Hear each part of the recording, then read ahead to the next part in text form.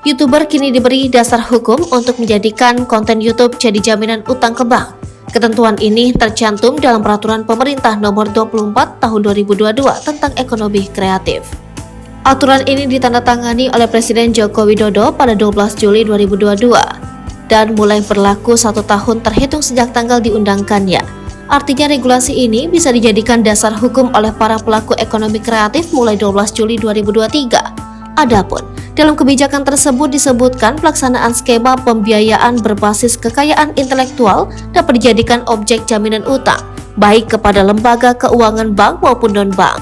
Kekayaan intelektual yang dapat dijadikan sebagai objek jaminan utang berupa kekayaan intelektual yang telah tercatat atau terdaftar di kementerian yang menyelenggarakan urusan pemerintahan di bidang hukum, kekayaan intelektual yang sudah dikelola baik secara sendiri dan atau dialihkan haknya kepada pihak lain.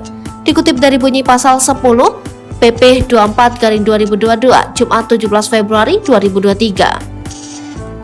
Sebagai informasi, bentuk kekayaan intelektual pada sektor ekonomi kreatif terbagi dalam 17 subsektor, antara lain pengembangan permainan, desain interior, arsitektur, musik, seni rupa, fashion dan desain produk, kuliner, film animasi dan video, desain komunikasi visual, fotografi, televisi dan radio, kriya periklanan, seni pertunjukan, penerbitan, dan aplikasi.